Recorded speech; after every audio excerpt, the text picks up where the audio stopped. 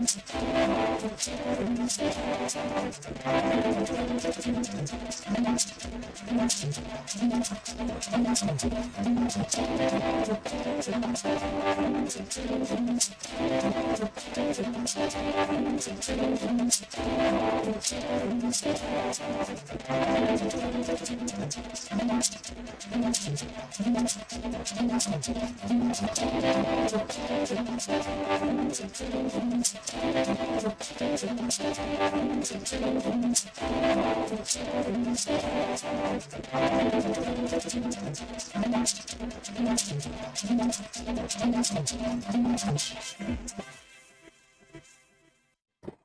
thank you very much for joining us. This is Nationwide and Ruth Aguela. Remember, this news has been streamed live on our website is nta.ng/live and all the social media handles displayed on the screen right now. Let's begin by telling you that the Committee of Pro-Chancellors of State-Owned Universities, COPSUN, has reacted to a pronouncement by ASU President Professor Victor Osodeke, where he described some state-owned universities that have resumed academic activities as irrelevant and quack institutions. Secretary General of the committee, Marcos Awobifa, in a statement noted that ASU membership is voluntary and COPSUN is not oblivious of the fact that state universities cannot be forced or coerced to implement agreements reached between the federal government and its workers in universities to which they are not parties. It also believes that ASU's approach to the issue of funding of tertiary education in a modern, globalized world is archaic and impracticable anywhere in the world. COPSUN advised ASU to work with all stakeholders to bring back students to campuses after 6 months of insensitive closure, calling for the immediate democratization of the university union membership to give freedom to any individual to join a union. Returning to the judiciary, the Federal High Court sitting in Abuja has dismissed the suit seeking extradition of suspended Deputy Commissioner of Police Abba Kyari to the United States of America for trial on fraud-related matters. Justice Yang Eko gave the order while delivering judgment in a suit instituted by the Attorney General and Minister of Justice Abubakar Malami, SAN, on behalf of the federal government. The court held that the extradition request lacked merit and liable for dismissal, saying there was no basis to file an extradition request, having put Abba Kyari on trial in Nigeria in relation to the allegations against him in America. The suit was filed to pave way for the extradition of Abba Kyari to answer fraud charges in the USA.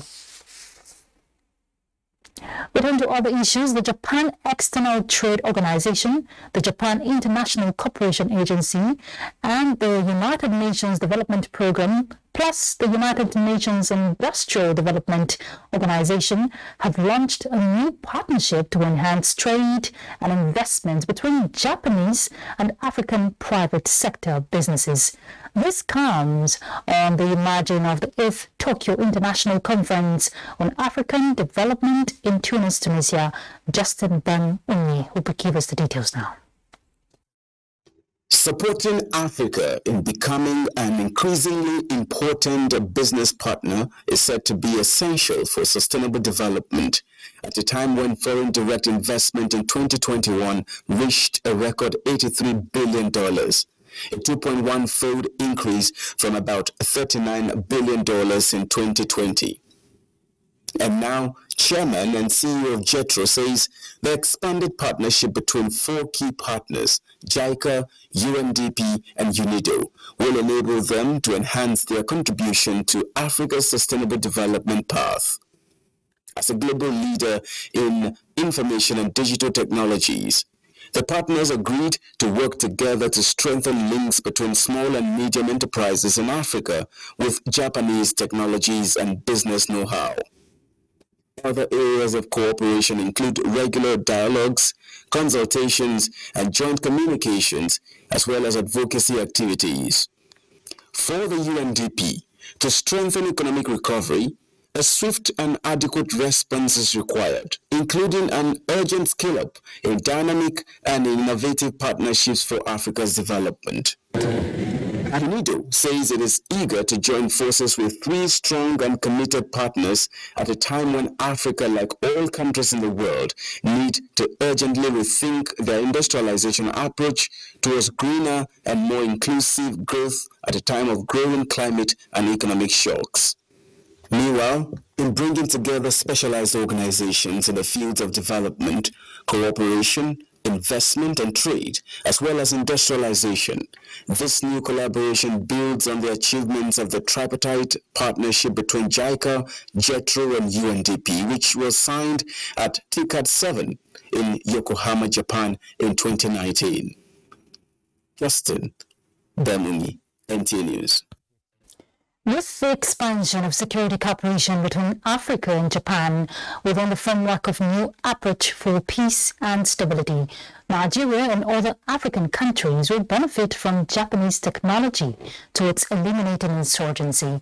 Speaking in Tunis at Tokyo International Conference on African Development Summit, Nigeria's Minister of Foreign Affairs, Jeffrey Onyema, explained that various security mechanisms supported by African Union, such as Multinational Joint Task Force, the G5 Sahel and the African Standby Force, need to be recalibrated to meet up with the current challenges against terrorism and banditry.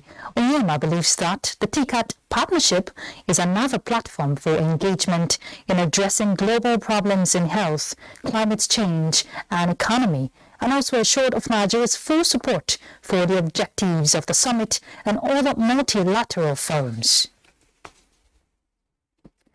The Africa Climate Week 2022 that is ongoing in Libreville, Gabon, is an event we hear in the build-up to COP27 holding in Sharm el-Sheikh, Egypt, initiated to set the stage for African countries to work together towards advancing climate action, addressing social inequalities and investing in development for the good of humanity and nature. Onenge Fanfes will tell us about it. Our people whose lives and livelihoods derive a great gain from nature. Preserving natural ecosystems is a matter of survival. This is the story of Gabon, host of the 2022 Africa Climate Week. Climate change is said to be an existential threat and a threat multiplier amplifying existing social, political and economic inequalities and bringing forward the tipping points for conflicts. This climate week is an opportunity to make a difference. The communities in Africa are already hit by the impacts of climate change. Governments must lead, but climate action is more effective when private sector, investors, youth, academia, and civil societies are involved. We need to accelerate the just transition to renewable energy. At present, only 2% of all renewable energy investments flow to Africa. With more than 600 million people in Africa lacking access to basic electricity, universal access to energy is a priority. Gathered in this hall are stakeholders in Africa determined to provide solutions to climate change to which Africa is the least contributor but the most impacted. COP27 is Africa's COP and will significantly shape our future. As one of the last major climate events before COP27, Africa Climate Week can bring us together to walk down the road to COP27 with unity of purpose and resolve to fight for a better future. Africa is obliged through its already limited financial means and scant level of support to spend around 2 to 3% of its GDP per annum to adapt to these impacts, a disproportionate responsibility that cannot be described as anything other than climate injustice. Africa Climate Week 2022 is a platform to explore resilience against climate risks, the transition to a low-emissions economy, and partnerships to solve present challenges as the world prepares for the United Nations Framework Convention on Climate Change, UNFCCC COP27 in Sharm el-Sheikh, Egypt. Onenge Fine Face, NTA News. A look at the economy. The federal government is proposing a sum of 19.76 trillion naira expenditure for 2023. Minister of Finance Zainab Ahmed made this known at an engagement with the House of Representatives Committee on Finance for an overview of the medium-term expenditure framework and fiscal strategy paper 2023 to 2025. All the proposals in the document are the benchmarks for 2023, which shows daily oil production output pegged at 1.69 million barrels per day at $70 per barrel. The exchange rate for 2023 is put at 435.57 naira to the dollar. In view of the extension of the subsidy regime to June 2023, which is estimated to go up 3.3 trillion naira, the projected deficit for the year is 11.3 trillion naira. Due to crude oil production challenges occasioned by oil theft and pipeline vandalism, federal government is proposing the sum of 8 billion naira for pipeline security and maintenance. To the judiciary now. Key players in the judicial sector across the country are in Abuja brainstorming on ways of sustaining financial integrity for the sector. The National Workshop on Management of Judicial Financial Resources at the instance of the National Judicial Institute is aimed at making the judiciary more efficient in the performance of duties. Dele Atumbi reports. This is the convergence of the support staff in the judiciary, who are the managers of its financial resources. For speedy dispensation of justice, the management of the judicial resources is key to ensure the maintenance of law and order. Participants are exploring ways of strengthening financial integrity of the judiciary with the aim of evolving global best practices on propriety in the sector. They agreed that financial integrity connotes absence of corruption and waste in the management of its resources. As the arm of government that interprets the law and dispenses justice, the judiciary is poised to ensuring effective judicial accounting. As resource managers in the judiciary, we must keep abreast of current trends in the financial sector in an effort to curb corruption and waste. And in so doing, enhance transparency in your day-to-day activities in the judiciary. Consequently, you should avoid all appearances of irregularity and live above board. Doing otherwise will negatively affect the integrity of the judiciary. At the end of the national workshop, participants are expected to imbibe professional standards of accounting and auditing of the judicial resources. In Abuja, Dele Atumbi, NTA News. Now let's head to Lagos as we join Michael to bring us some more reports. Michael?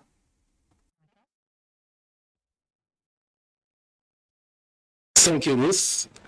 As climate change continues to impact negatively on global food production, Lagos State Governor Babajide Sanwo-Olu has performed groundbreaking ceremony to establish largest central food security hub in the country.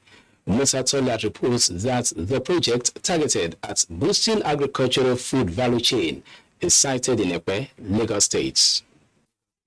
The Lagos State Food Security Systems and Central Logistics Hub, sited on 12.2 million square meters of vast land, is one of the cardinal components of the 5-year agricultural roadmap launched by Governor Babajide Sanwo-Olu in April 2021. The objective of the project, which will be implemented in 2 phases, is to achieve synergy in all food systems from production to processing, distribution, and preservation in agricultural value chain.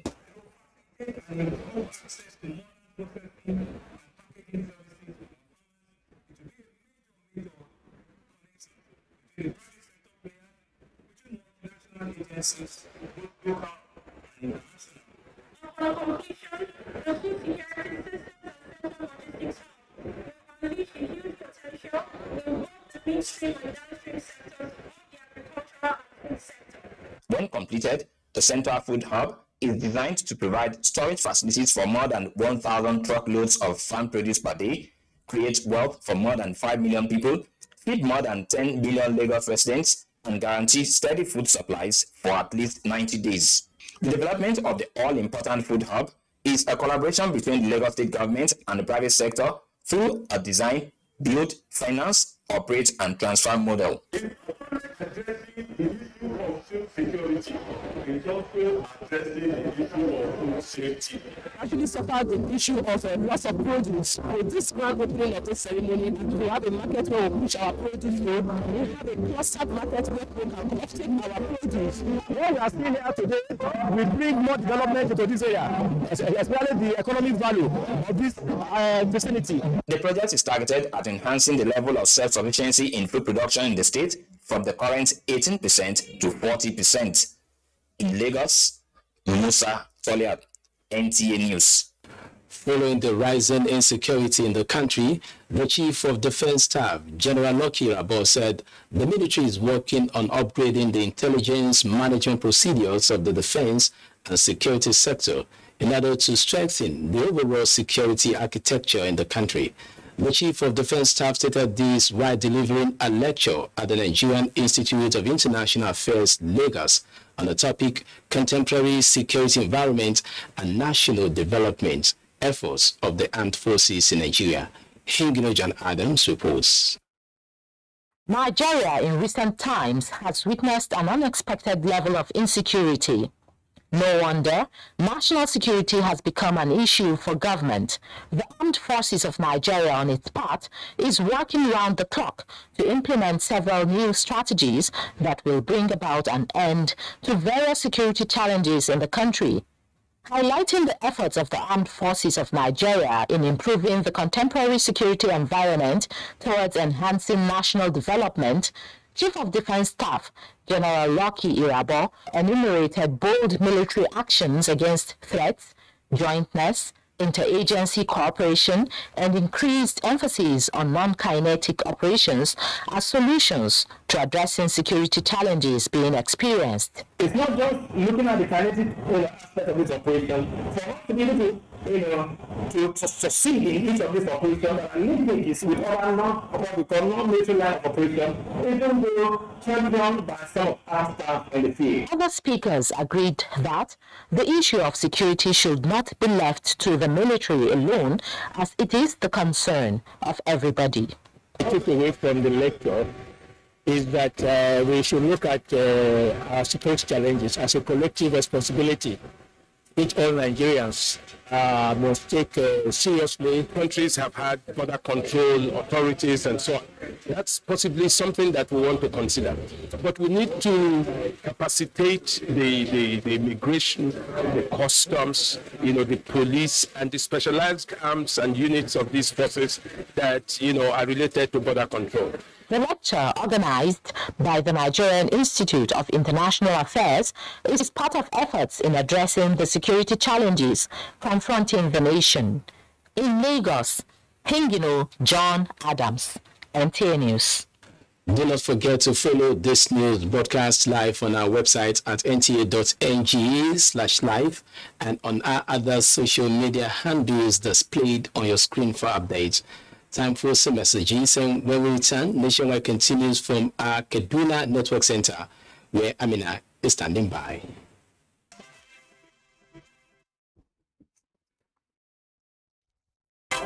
Kaduna Network Center. In furtherance of efforts towards reducing maternal mortality and improving mental health of the newborn through nutrition, a team of medical experts from Malam Aminu Kano Teaching Hospital have reached out to 1,000 pregnant women on maternal care in the Wakinkudu local government area. Owal Salisu reports.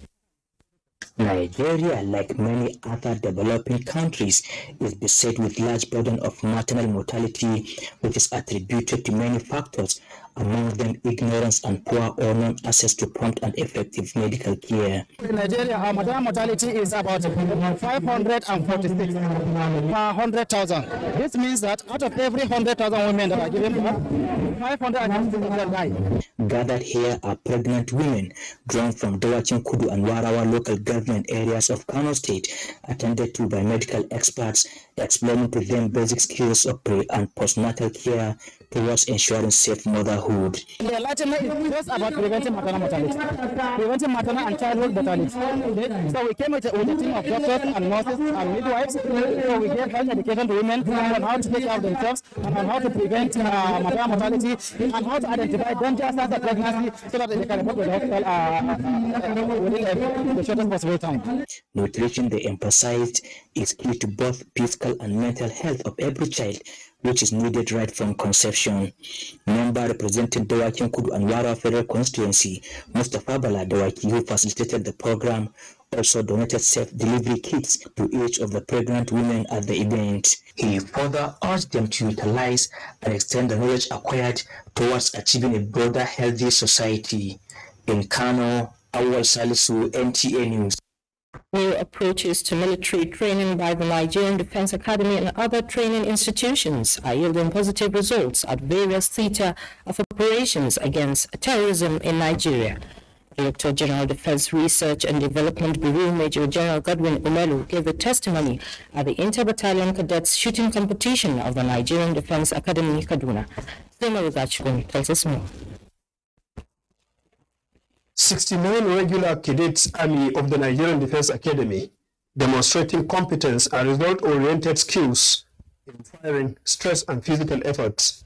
Battalions competed in modified snap shooting, fire and movement, moving target shooting, deliberate shooting, and falling plates, among other tactical drills. Everyone is your best friend.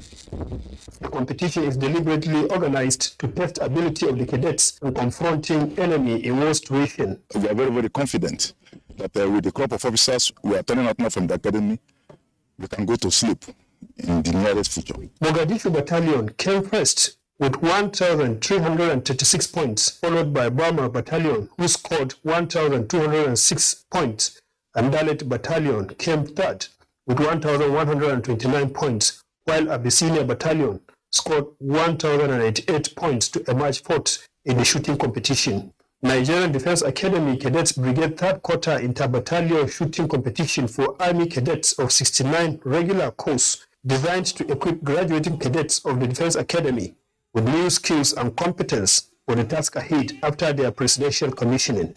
Suleiman Gachkum, NTA News. That's it from here. It's back to Ruth in Abuja. Thank you, Amina. Participants of the Nigerian Army Tactical Exercise Without Troops have been charged to apply the skills and knowledge gained to enhance national security and the protection of lives and property. Commander 16th Brigade, Brigadier General Sadisu Yahaya Yakase gave the charge during the closing ceremony of the week-long exercise in Elebele, Bayelsa State. Ebini Sitimiola reports. Congratulating the participants, the Commander 16th Brigade of the Nigerian Army Elebele, Brigadier General Yadusi Yakasai, on behalf of the General Officer Commanding 6th Division, Major General Olufemi Oluyede, underscored the importance of training and retraining of personnel in line with international best practices for optimal efficiency in handling contemporary security challenges. In the military, we give premium to training. It is the basis of our professionalism. It is often said that the best form of welfare you can give your troops is training, and that is why we are having this training. Some participants shared their thoughts. I've learned a lot, particularly how to synergize with other security agencies and how to carry out effective operations. The training was very, very edifying, and I'm sure that it will help us in our future operations. It's the best thing that's ever happened to other security agencies now because of the security situation of the country. The tactical exercise without troops, we are glad to stimulate crowd dispersal, cordon and search operation, curfew, roadblock, patrol, ambush and raid operations. Ebinimi Zitimiola, NTA News. The Nigerian Army Officers' Wives Association, NAOA, is seeking partnership with the Ministry of Humanitarian Affairs, Disaster Management and Social Development, for enhanced humanitarian interventions across the country. The president of NAOA, Salamatu Farouk Yahaya, led a delegation on a visit to the minister, Sadia Umar Farouk, in Abuja. Some have paid the supreme price, and many more still in the front line in protecting the territorial integrity of Nigeria.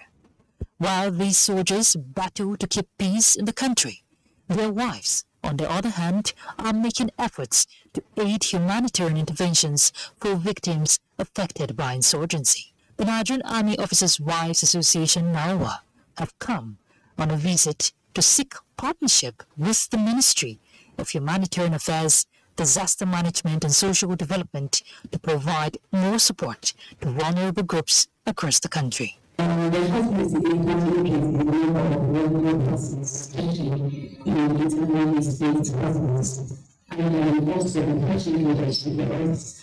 We have a very, very young widows. This increase has held maybe more institutions to further extend the humanitarian services and population which are targeted and widows. The ministry will continue to help the region. The bodies locally, internationally, like Nigeria, bodies will have different programs in the ministry that we can this collaboration with, especially the national social and programs. This partnership, both parties believe, will open new frontiers in sustaining the drive to provide humanitarian assistance to target beneficiaries. In Abuja, aging cannot be prevented, but learning to deal with arising conditions for the good health of the aged is critical. The Foundation for Care Support and Advocacy for the Aged and Retirees in Nigeria is championing the cause for the inclusion of the elderly in governance to make life more meaningful for the elderly in the country by addressing the myriad of challenges confronting older persons and retirees in the country. What we have to do is revive values that make us very African, make us very human and very humane, and then we're in touch of who we really are. And I think that is the premise, and that should be the basis that government should actually... Elizabeth Maury reports that senior citizens insist that inclusion of the elderly in governance remains sacrosanct to meeting their needs. That please, aged in the society, in our community, should be given free medical services. They should be automatically be placed on National Health Insurance Scheme.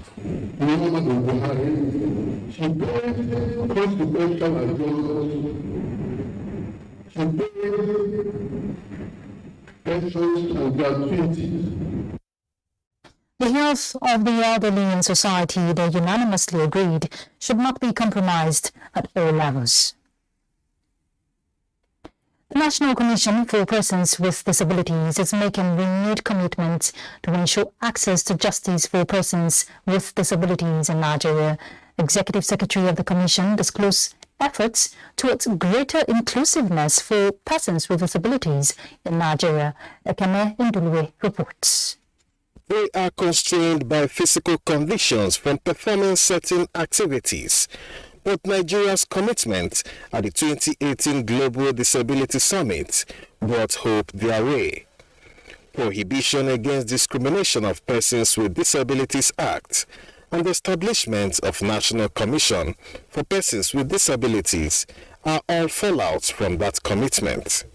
4 years later, the 2022 Global Disability Summit is demanding renewed commitment from countries, and the National Disability Commission is targeting key areas of inclusivity. Our commitment to access to justice is total, and we must make sure that we shall address these issues. I am a victim of access to justice for persons with disabilities, and I will never expect any other person with disability in Nigeria to experience it again. We must do the best we can be able to tackle this monster in our society.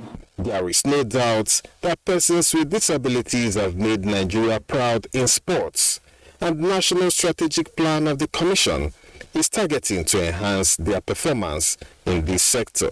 His Excellency President Muhammadu Buhari will soon shock Nigerians with what we call the presidential intervention on the provisions of assistive devices and other necessary interventions. This intervention is going to bring out a lot of changes for our disability community in this post. Focus is now on inclusivity in health, education, and workforce. And the Executive Secretary of the Commission is saying there is no holding back. Ekene Ndulue, NTA News. The National Environmental Standards and Regulations Enforcement Agency, NASREA, has launched investigations into complaints about the resurgence of artisanal mining in the Ocean River, raising fears of degradation of the environment, destruction of farmlands, and contamination of the water. Compliance monitoring report of the agency in the affected areas indicates a large presence of Chinese miners who, with the aid of excavators and related equipment, mine and wash the minerals along or close to the river courses. These activities are said to be making the Ocean River more turbid with reddish color. NASREA considers this as worrisome since the cultural practices at the Ocean Grove requires contact with the water in the form of drinking, bathing, and people also use the water daily in their homes. The provision of national environmental, mining, and processing of coal, oil, and industrial mineral regulations, 2009, and other environmental instruments will be invoked against those involved in unsustainable mining practices in the state. This would definitely mean that perpetrators will have their facilities sealed and they will also be charged to court for environmental violations. NASREA says it is strengthening its enforcement infrastructure by building the capacity of its workforce and reviewing the national environmental regulations to make them more deterrent and also incorporate emerging environmental issues. Guests in NTA's Good Morning Nigeria have advocated public-private partnership towards funding the completion of Ajaokuta and Delta Steel companies, which they describe as critical national assets and the bedrock of the nation's industrialization. Thomas Obeteri reports. Since its establishment in 1979, the Ajaokuta Steel Plant in Kogi State is yet to be completed as conceived. While applauding efforts by the Buhari administration to rejig the steel sector, especially with the inauguration of the National Steel Council, the guests want the federal government to harvest low-hanging fruits by making the fabrication components of the Ajaokuta Steel Complex operational. Ajaokuta will give us a lot of foreign exchange. Ajaokuta will take us from the third world to the first world. We don't have a choice other than to make the steel plant functional. Other guests urge the government to expedite processes towards the completion of the Ajaokuta and Alaja Steel companies. The National Steel Council need to be populated with some professionals who have the institutional memory, historical and engineering and technical background on the matters of steel development. And this must be done. So I think the federal government should bring the steel company to a point where it will be attractive for investors to come in. But right now, I don't think we've reached that stage. They agree that having experts in the National Steel Council will go a long way to revamp the nation's steel sector. In Abuja, Thomas Obeteri, NTA News. In an effort to ensure that critical national assets are protected, the Nigeria Security and Civil Defense Corps have paraded one suspect in connection with a tunnel of about 100 meters long dug to divert petroleum products from the NNPC pipeline. Ode Alenyo reports that the Commandant, NSCDC, Cross River State Command, Samuel Fadi, paraded the suspect in Calabar. Commandant Fadi explained that the command personnel on routine duty discovered the tunnel and traced it to the tank farm.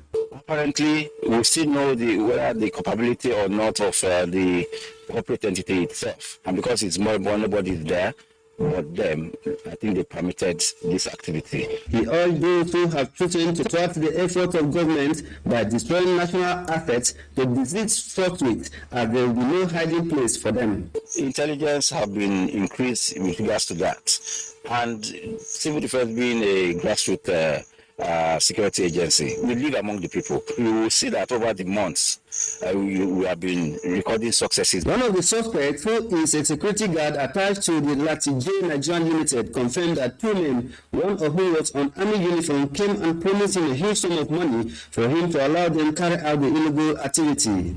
When the chairman and one army man called into my office, and they said they want to make a business, and then they help me because of my condition.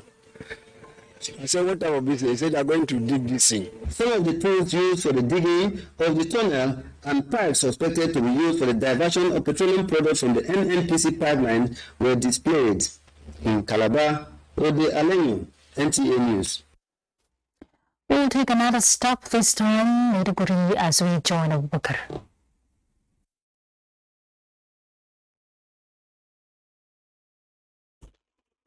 It's always nice to see you, and thank you for joining us. Promoting peace and national development through equitable distribution of socio-economic amenities and infrastructural facilities in Nigeria formed basis of sensitization for stakeholders in the Northeast.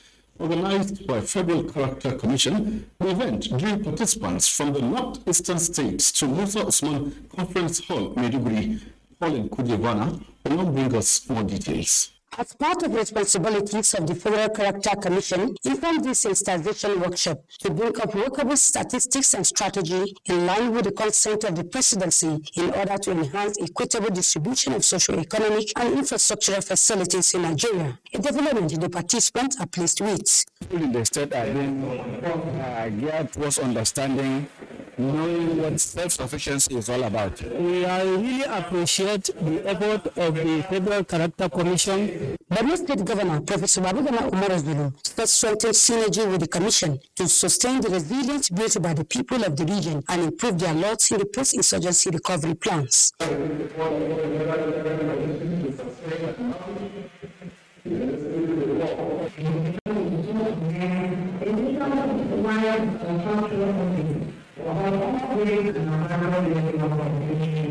Vice Chancellor, University of Maiduguri, Professor Ali Shugaba said the Northeast has suffered heavily from the activities of Boko Haram, and the workshop will no doubt come up with solutions to the contemporary challenges bedeviling the country. Commissioner representing Borno State at the Federal Character Commission, Abba Ali Mangono, among his counterpart from Yobe, Taraba and Niger states, extolled Governor Zulum for executing programs that are feasible and valuable to the people of the states. In Maiduguri, Pauline Kujevana, NTA News. Away from that now to tell you that Borno State government is poised to proffer permanent solution to perennial flooding within Maiduguri Metropolitan Council and environs. Governor Babagana Umar Zulum disclosed this when he visited 505 Housing Estate and Muna Korore behind Farm Center for on-the-spot assessment. Here is Mohammed Goni with the rest of the story. A substantial part of 505 Housing Estate was flooded, thereby making it difficult for residents to go about their daily activities. Vice Chairman of Flooding and Special Duties Committee, Saudi Abdullahi Aunu, informed Governor Babagana Umar Zulum that the committee swung into action to drain the waters as part of temporary measure to mitigate the hardship caused by the flooding, which he attributed to heavy rainfall, water from the neighboring communities and the riverbank. Governor Babagana Umar sympathized with the residents and appealed for calm, as government will take steps to end the perennial flooding in the state capital and beyond. What we need to do is to see how we can involve the Town Planners Association. We want them to meet with the flood control committee that will design come up with a complete master plan for the provision of premises that will ensure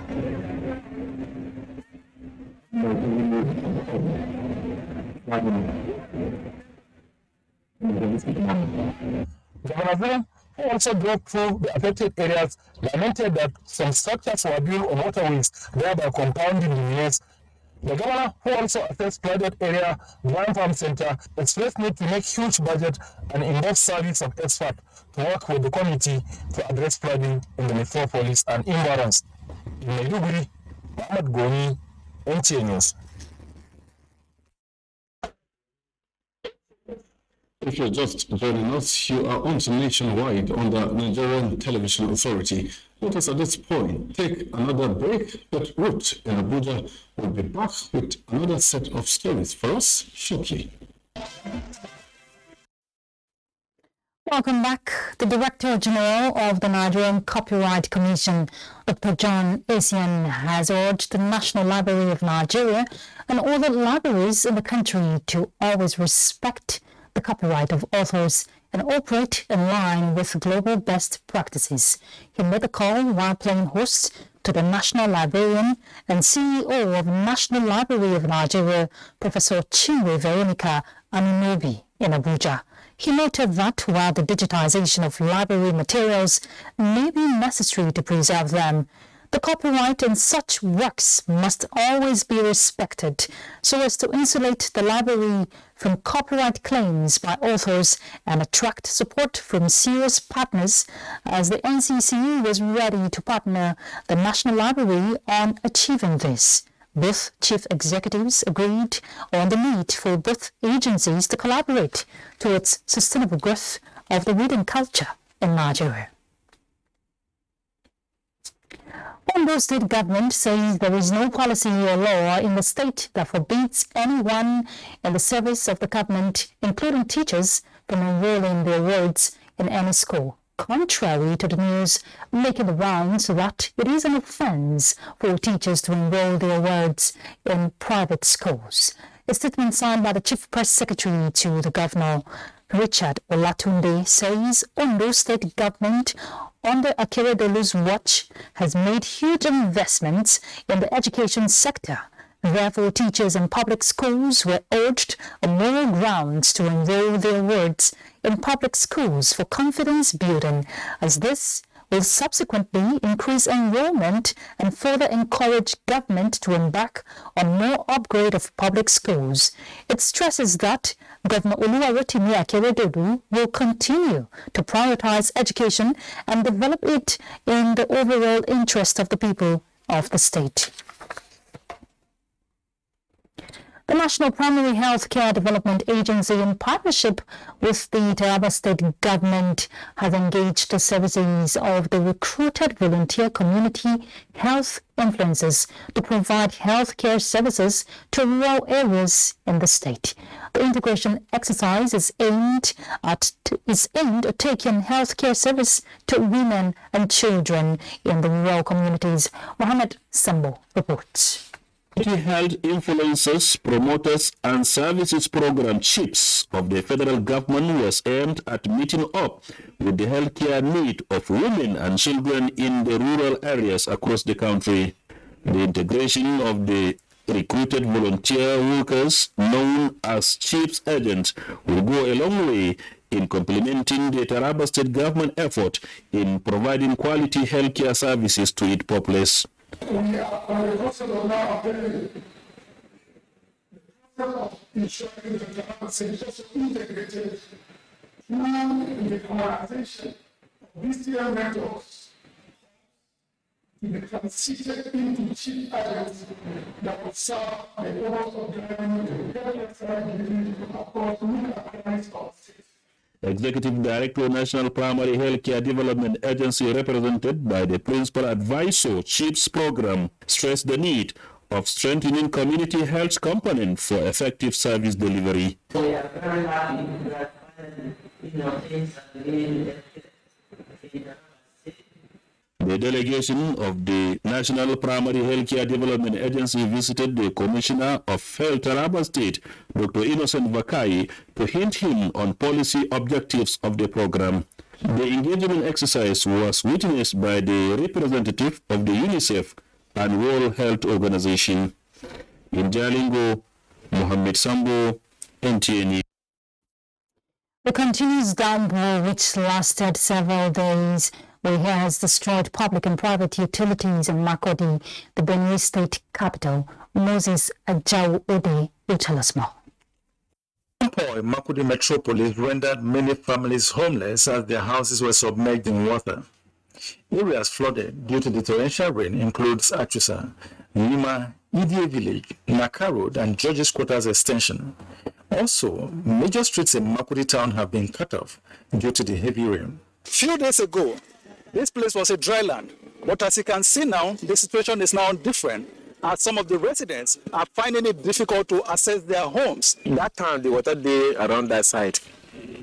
But now the thing just will come. Now, by that time when I go my house, I reach here, but before I come back, I reach here. Other residents appeal to the government to take steps towards tackling the perennial flooding within the state capital.